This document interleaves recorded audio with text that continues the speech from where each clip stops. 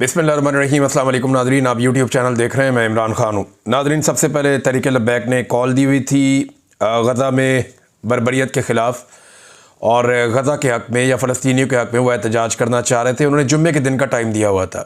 इससे पहले मैं आपको याद दिला दूँ कि 2 मजहबी सियासी जमातें इस हवाले से रैलियाँ निकाल चुकी हैं, वो एहतजाज कर चुके हैं।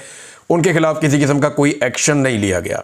एक मौलाना फजल रहमान साहब की जमात है, उन्होंने इसके बारे में एहतजाज किया था। उसके बाद जमात इस्लामी ने 1 मिलियन मार्च किया था और इन दोनों ने बड़े अच्छे तरीके से अच्छे बच्चों की तरह ये सारा काम किया। इनके खिलाफ किसी किस्म का कोई एक्शन नहीं लिया गया, ना इनके ऊपर कत्ल गारतगिरी की गई, ना इनके ऊपर अटैक किया गया, ना कोई डंडा चला, ना लाठी चली, ना कोई गिरफ्तार हुआ और बड़े आराम से खुश असलूबी से ये सारा मामला हो गया। अब तहरीक लब्बैक ने कॉल दे दी थी और इनकी क़यादत ने यह कहा था कि ये इसराइल को तस्लीम नहीं करने देंगे। दावा इनका यह था कि इसराइल को हम तस्लीम किसी सूरत नहीं करने देंगे और उसके लिए उन्होंने ये फैसला किया था कि वो इस्लामाबाद के अंदर एक मार्च करेंगे, एक रैली निकालेंगे, इसराइल के ख़िलाफ़ एहतजाज करेंगे, फ़लस्तीनियों के हक़ में आवाज़ उठाएंगे और इसराइल को तस्लीम करने की मुखालफत करेंगे। इनका बेसिक मकसद ये था। इन्होंने अमरीकी सफारत खाने तक एहतजाज करने के लिए जाना था, मगर इससे पहले ही गुज़िश्ता रात को एक क्रैकडाउन शुरू हो जाता है। जो इनकी रहमतुल्लिल आलमीन मस्जिद है, इनकी तो नहीं, हम सबकी मस्जिद है, रहमतुल्लिल आलमीन मस्जिद मरकज़ है जहाँ पे तहरीक लब्बैक का, वहाँ पे अटैक हो जाता है पुलिस की जानिब से। पुलिस गिरफ्तारियाँ करती है, शेलिंग करती है, हत्ता कि पुलिस ने गोली चलानी शुरू कर दी। और जो अब तक की इत्तलात हैं उसके मुताबिक कुछ इत्तलात में बताया जा रहा है कि 2 लोग और कुछ इत्तलात में बताया जा रहा है कि 4 लोग शहीद हो गए हैं तहरीक लब्बैक के, और ये कारकुनान है। और इनके अलावा मैं देख रहा था वीडियो कि एक फूड पांडा के लिए काम करने वाला नौजवान वो ज़ख्मी पड़ा हुआ था, उसको गोली लग गई थी। उसके साथ दूसरा नौजवान बैठा हुआ था, दोनों ने यूनिफॉर्म पहना हुआ था। अब ये बड़े अफसोसनाक मनाजिर थे। कुछ मनाजिर इंतहाई तकलीफ दे हैं, वो आपको दिखाए भी नहीं जा सकते। सोशल मीडिया के ऊपर भी देख के मुझे बहुत बुरा लग रहा था। बहुत सारे कारकुनान को गोली लगी है। तहरीक लब्बैक के जो तर्जुमान है उन्होंने सोशल मीडिया पर बताया कि जो उनके कारकुनान ज़ख्मी हुए जिन्हें गोलियां लगी हैं, सीधी गोलियां, वो 15 से ज़ायद हैं। यानी उनका ये दावा है कि 15 से ज़ायद कारकुनों को सीधी गोलियां मारी गई, जबकि कुछ इत्तलात के मुताबिक 2 और कुछ इत्तलात के मुताबिक 4 लोग शहीद हो गए हैं तहरीक लब्बैक के। अब जनाब, दुनिया भर के जो गैर मुस्लिम ममालिक हैं उनकी मिसालें हमारे सामने। वहाँ पर इसराइल की पॉलिसी के ख़िलाफ़ या फ़लस्तीनियों के हक़ में या गज़ा के लोगों के हक़ में वहाँ पे एहतजाज किया जा रहा है, लगातार एहतजाज हो रहा है, लेकिन कहीं पे भी अपने ही शहरियों को गोलियां नहीं मारी गई इस तरीके से। क्या उन ममालिक में ऐसा जुल्म, फस्तायत या जबर आपने देखा जैसा आपने पाकिस्तान में देखा? फिर जो पाकिस्तान का वज़ीर दिफा है वो हर चौथे दिन किसी ना किसी मुल्क का एहतजाज लगा के वो एक प्रोटेस्ट पाकिस्तानियों के साथ कर रहा होता है कि जनाब पाकिस्तानी क्यों नहीं निकलते बड़ी तादाद में, पाकिस्तानियों को निकलना चाहिए, पाकिस्तानियों को एहतजाज करना चाहिए। अभी एक पॉलिटिकल पार्टी है पाकिस्तान तहरीक इंसाफ, वो जब निकलने का कहते हैं आप पकड़ के उनके 5-7 हज़ार बंदे अंदर डाल देते हैं। अब तहरीक लब्बैक ने कहा जी वो निकलेंगे और उन्होंने कहा जी वो भी एहतजाज करेंगे, आपने पकड़ के वहाँ गोलियां मार दी। ख्वाजा आसिफ साहब बताएं ना, दुनिया का वो कौन सा मुल्क है जहाँ पे इसराइली पॉलिसी के ख़िलाफ़ या जुल्म और बर्बरियत के ख़िलाफ़ आवाज़ उठाने के ऊपर बंदों को गिरफ़्तार कर लिया जाता हो? या चले गिरफ्तारियाँ तो होती हैं लेकिन गोलियाँ ही मार दी जाती हूँ सीधी सीधी कि जनाब गोलियां मारो, आंसू गैस फेंको, बंदे उठा के अंदर कर दो, जुल्म का बाजार गर्म कर दो। ये तो और कहीं नहीं होता, ये तुम पाकिस्तान में होता हुआ देख रहे हैं। यानी अभी जमात इस्लामी ने एक फ्रेंडली एहतजाज किया, इससे पहले फजल रहमान साहब ने किया। कोई फ़र्क पड़ा आपको? कोई फ़र्क नहीं पड़ा। अगर तहरीक लब्बैक वाले एहतजाज कर लेते तो आपको क्या फ़र्क पड़ता? आपको कोई फ़र्क नहीं पड़ना चाहिए था। ये ना बड़ा अजीब सा ही मसला लग रहा है मुझे। तहरीक लब्बैक के साथ मेरी इत्तला के मुताबिक हुकूमत ने कोई मुज़ाकरात भी नहीं किए। नॉर्मली ये होता है ना, कोई जमात एक एहतजाज की कॉल देती है तो हुकूमत उसके पास जाती है, उससे बात करती है, उससे मुज़ाकरात करती है, उसके साथ चीज़ें तय करती है कि ठीक है आप यहाँ तक चले जाइएगा, यहाँ से आगे मत जाइएगा, ये वाली बात आप हमारी मान लें, ये वाली बात हम आपकी मान लें। तहरीक लब्बैक वाले समझदार लोग हैं, पढ़े लिखे लोग हैं, उनकी क़यादत को आइडिया भी है। मैं क़यादत की बात कर रहा हूँ। पॉलिटिकल पार्टी में कारकुन तो हर तरह के होते हैं, तो क़यादत को इतनी समझ तो है कि हमने कहाँ तक जाना है और कहाँ तक नहीं जाना। और वो इसी निज़ाम के साथ, एस्टेब्लिशमेंट के साथ, हुकूमत के साथ माजी में भी डील करते रहे। मुझे हैरत इस बात पे है कि बातचीत क्यों नहीं की गई, कोशिश बातचीत की नहीं की गई और अचानक से पता चलता है कि पुलिस ने धावा बोल दिया और अटैक कर दिया। ऐसा लगता है कि बीच में बात कोई और है, लेकिन ये जो हुआ ना, ये इंतहाई अफसोसनाक है। वहाँ बेचारे गरीब शहरी, उनका क्या कसूर है, उन्हें गोलियां मारी जा रही हैं, वो निहत्ते वहाँ पे मौजूद हैं।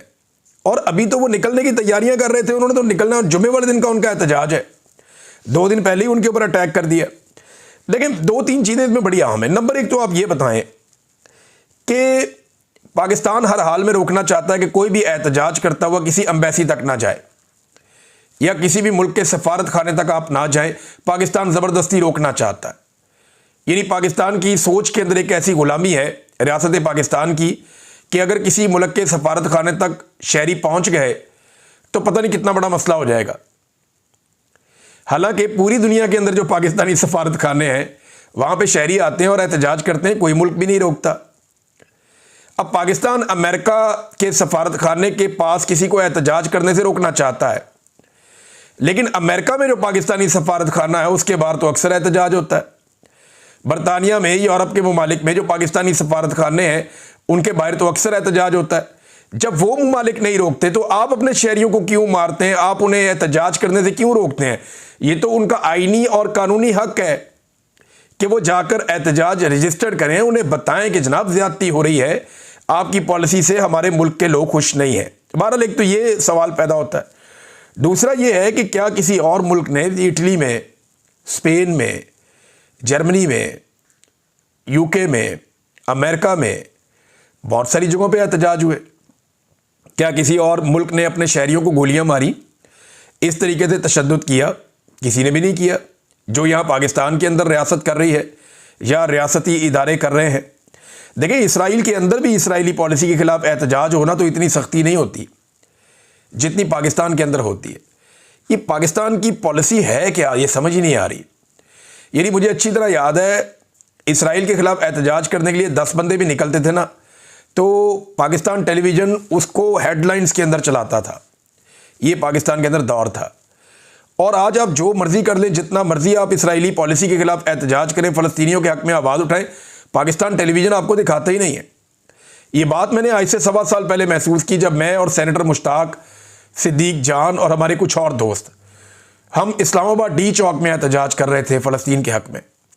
तब मैंने महसूस किया कि सोशल मीडिया आ रहा है, मीडिया है ही नहीं, कवर ही नहीं कर रहा।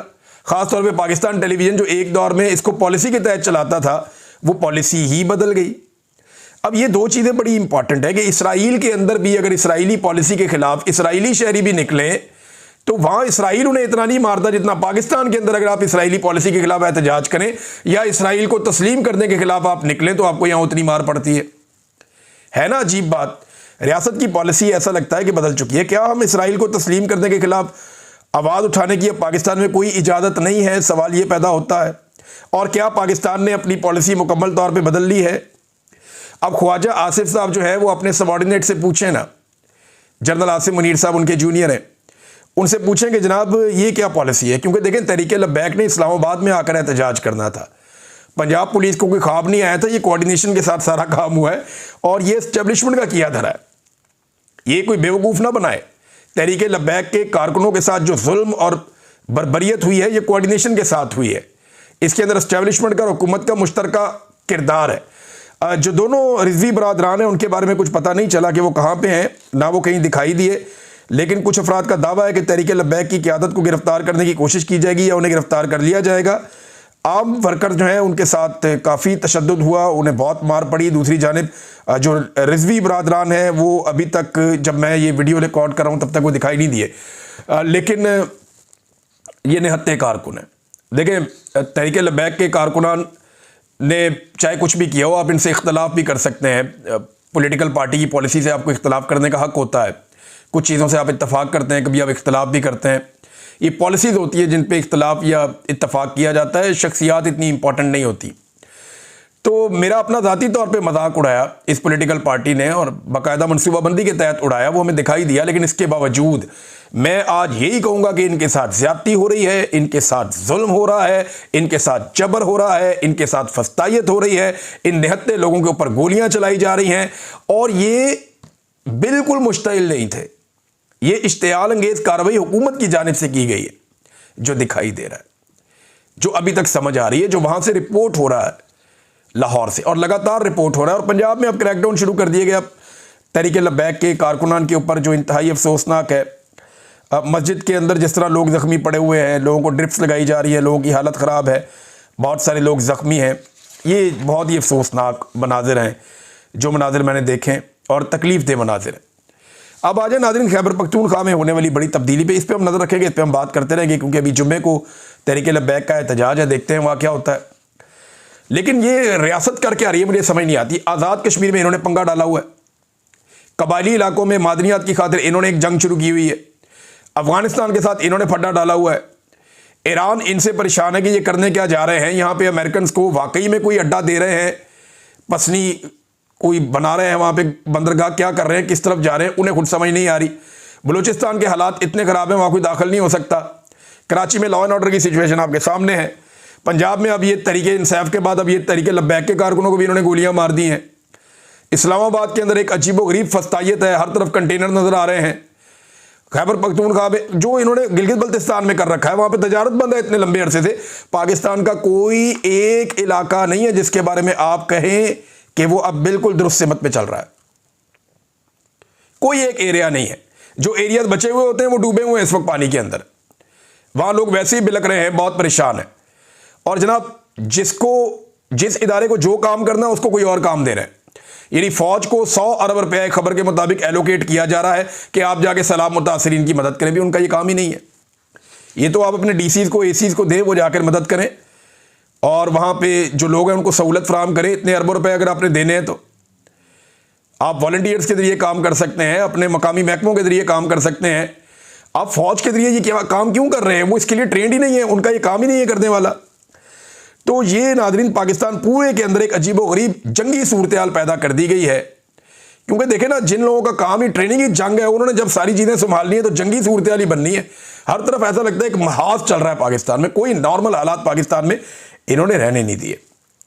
अब नाज़रीन इमरान खान साहब ने एक बात तो साबित कर दी अपने कल वाले फैसले से कि जेल में बैठकर उसने कहा कि वज़ीर आला तब्दील तो फिर वज़ीर आला तब्दील। बाहर बैठे हुए लोग जितनी मर्जी छलांगे मारें, उछलते रहें, चिचलते रहें, गुस्से के अंदर रहें, बिलकते रहें, लेकिन कोई फ़र्क नहीं पड़ता। एक आदमी पाकिस्तान तहरीक इंसाफ में इमरान खान साहब के हुक्म के सामने खड़ा नहीं हुआ, सबकी ज़बानें बंद हो गई। ये है सियासत की मिराज अगर किसी शख्स को मिली है तो।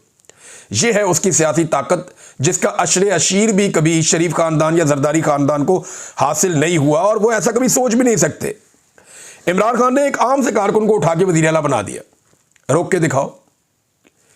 जब कारकुन खड़े होते थे ना इमरान खान के, तो ये इसका तीसरी चौथी लाइन में इसका नंबर आता था, सुहेल अफरीदी का। एक आम सा आदमी इमरान खान ने उठा के उसको बना दिया वज़ीर आला। अब अगर ये अवाम की उम्मीदों पे पूरा उतरेगा, इमरान खान की उम्मीदों पे पूरा उतरेगा, तो लोग इसको सर आंखों पे बिठाएंगे, और अगर नहीं उतरेगा तो अली अमीन गंडापुर का हाल आप सबने देखा। मैं कुछ अर्सा पहले ये बात कहता था तो लोग हैरान होते थे। मैं ये कहता था कि परवेज़ खट्टक का हाल आपने देख लिया, आपने महमूद खान का हाल देख लिया, उस्मान बुज़दार का देख लिया, फयाजुल हसन चौहान का देख लिया, शेर अफजल मरवत पाकिस्तान तहरीक इंसाफ में इसका तोती बोलता था। एक टाइम था इमरान खान साहब ने इस पर हाथ रखा हुआ था, इमरान खान साहब ने हाथ उठाया, टकरी टोकरी हो गया। ये इमरान खान साहब को अल्लाह ताला ने इस वक्त ये सहूलत दी हुई है, वो जिसके साथ खड़ा हो जाता है वो खड़ा हो जाता है अवाम की नज़र में, और जिसको इमरान खान साहब इस वक्त हटा देते हैं तो वो लोगों की नज़र में भी उसके साथ वही हो जाता है। क्योंकि अल्लाह ताला ने इमरान खान साहब को इस वक्त ये मकबूलियत दी हुई है जो पाकिस्तान में किसी और लीडर को इस लेवल की नहीं मिली। अब नाज़रीन टाउट्स को और कुछ सहाफ़ियों को, दानिश्वरों को, इन सारों को टास्क मिला है कि जो गंडापुर को हटाया इमरान खान ने, इसको पार्टी की अंदरूनी लड़ाई करार दिया जाए। देखें, ये तो गंडापुर ने भी नहीं कहा कि कोई किसी की मुखालफत में या लड़ाई में मैं निकला हूं। ये बात तो गंडापुर के भाई ने भी नहीं की, वो भी नहीं कर सका। देखें ना, अगर गंडापुर को इमरान खान ने हटाया है तो कुछ बुरा लगा तो हटाया ना, ऐसे तो नहीं हटा दिया कि भाई अब तुम इधर आ जाओ या अरेस्ट कर लो, दूसरा आ गया। ये तो हुआ नहीं। या गंडापुर खुशी खुशी तो हटा नहीं।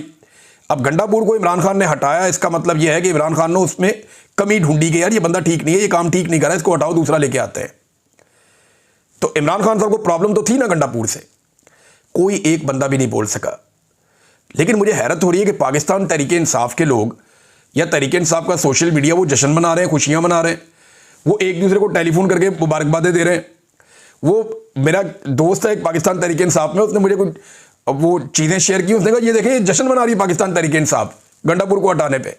मैं हैरान, जबकि नून लीग सोग मना रही है, एस्टेब्लिशमेंट सोग मना रही है, टाउट्स सोग मना रहे हैं। मुझे हैरत हो रही है कि गंडापुर था किसकी तरफ? अगर वो इमरान खान की तरफ था या पाकिस्तान तहरीक इंसाफ की तरफ था तो तहरीक इंसाफ में सोग होना चाहिए था, नहीं हुआ। वो जिनकी तरफ था वहां सोग है। आप देखें एस्टेब्लिशमेंट सोग मना रही है, वो परेशान है।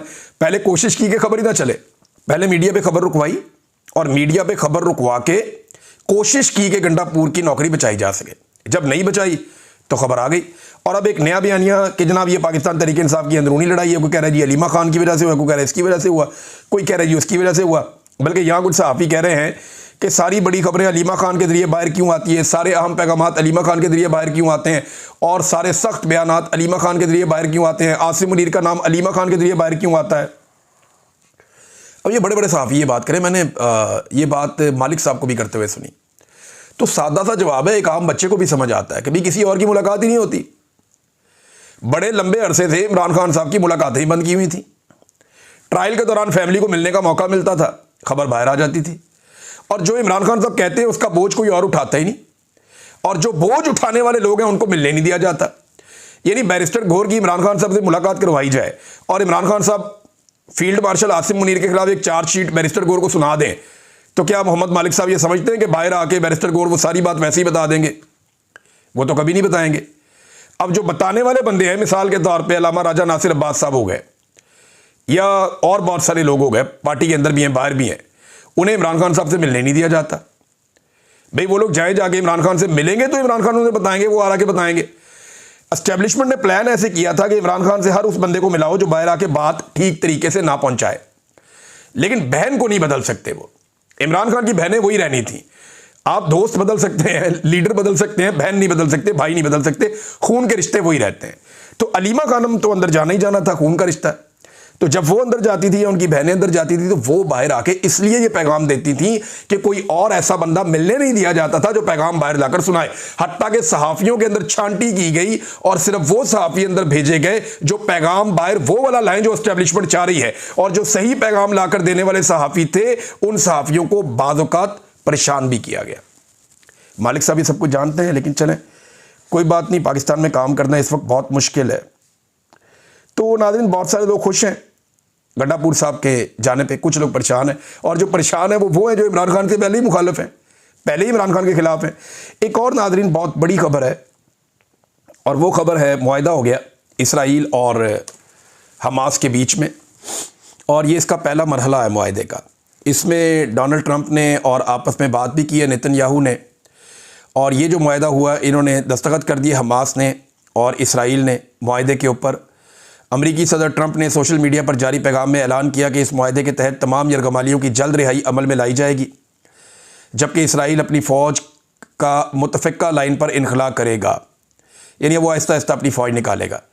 ट्रंप ने कहा कि ये अमन की तवील मुद्दती और पायदार सफ़र की पहली पेशरफ्त है और तमाम फ़रीक़ैन के साथ मुनसिफ़ाना बर्ताव किया जाए, ये कोशिश की जाएगी। और गैर मामूली मुआहदे में किरदार अदा करने वाले कतर, मिस्र और तुर्की के सालिसों का उन्होंने शुक्रिया अदा किया। पाकिस्तान का उन्होंने अब जनाब नाम नहीं लिया, पहले बहुत वो नाम लेते थे, लेकिन इसहाक डार साहब ने जो काम किया, जो उन्हें करना पड़ा, उसके बाद वो पाकिस्तान का उन्होंने नाम नहीं लिया। लेकिन हाँ, यहाँ पे एक काम और हुआ कि नेतन्याहू ने कहा कि ये इसराइल के लिए एक शानदार दिन है, मैं अपनी काबीना को बुलाऊँगा, मुआहदे की मंजूरी दूँगा और अपने तमाम जंगी कैदियों को उनके घर वापस लाऊँगा। अच्छा देखें, वो उनके वहाँ डेमोक्रेसी है, फिर भी वो कह रहे जी मैं अपनी काबीना को बुलाऊंगा और फिर मैं इसकी मंजूरी दूंगा। शहबाज शरीफ साहब ना काबीना को पूछते हैं ना कहीं और से पूछते हैं, सीधा ही भेज देते हैं डोनाल्ड ट्रंप को नोबेल पीस प्राइज़ दे दें, सीधा ही जनाब तय कर लेते हैं कि जनाब हम आपके साथ खड़े हैं from the day one, Asim Munir साहब और शहबाज शरीफ साहब। तो यहाँ ना काबीना की कोई वक़्त है, ना असम्बली की कोई वक़्त है। हमास ने क्या कहा ये भी इम्पॉर्टेंट है, और हमास का ये कहना है कि वो उम्मीद करते हैं कि इनखला होगा और सारी चीज़ें जो हैं वो अमन के तरीके से होंगी और जंगबंदी के ऊपर अमल दरामद किया जाएगा और वायलेशन नहीं होगी। तो हमास ने जो है बड़ी समझ का सबूत दिया है, जो डोनाल्ड ट्रंप की शराइत थी उसके ऊपर ये मुआहदा नहीं हुआ, बल्कि जो हमास ने बहुत सारी शराइत रखी उनके ऊपर ये मुआहदा हुआ है। फ़लस्तीन के अंदर इस वक्त जश्न मनाया जा रहा है, खुशियाँ मनाई जा रही हैं, बच्चे खुश हैं, वहाँ बिजली नहीं है, बहुत सारे और प्रॉब्लम है, इंटरनेट भी नहीं है, तो लोग सड़कों पे निकल के ऐलान कर रहे हैं कि जंगबंदी हो गई है, आप लोगों को मुबारक हो। एक नया आगाज़ होने जा रहा है फ़लस्तीन में। वहाँ बहुत सारे पैसे चाहिए होंगे, बहुत सारी इमदाद चाहिए होगी, बहुत सारी कंस्ट्रक्शन करनी है, बहुत सारे तामीराती और तरक्याती काम करने हैं। सबको उसमें हिस्सा लेना चाहिए, सबको अपना अपना रोल प्ले करना चाहिए और मुसलमान मुल्कों को ख़ास तौर पे इसके अंदर अपना किरदार अदा करना चाहिए। नाज़रीन, बांग्लादेशी अदालत ने 2 दर्जन आला फ़ौजी अफसरान के वारंट गिरफ्तारी जारी कर दिए। ये वो अफसरान हैं जो हसीना वाजिद के दौर में बांग्लादेश के शहरियों को जबरी तौर पे गुमशुदा करते थे। इनमें 16 जर्नैल हैं। जब किसी मुल्क की किस्मत बदलती है ना, तो ऐसे बदलती है। एक वक्त आएगा कि पाकिस्तान की किस्मत बदलेगी। पाकिस्तान में जबरी गुमशुदगियों के ज़िम्मेदारान अदालतों के कटहरों में आएंगे और उन्हें जवाब देना पड़ेगा कि उन्होंने क्यों इंसानों को जबरी तौर पे लापता करके उनकी सांसों के मालिक बनने की कोशिश की। एक वक्त आएगा, मेरे समेत हर उस शख्स को इंसाफ मिलेगा जिसे हमारे प्यारे वतन में जबरी तौर पे लापता किया गया और इंसाफ और कानून तक रसाई से महरूम रखा गया। अब तक के लिए इतनी, अपना ख्याल रखिएगा, अपने इस चैनल का भी। अल्लाह हाफ़िज़।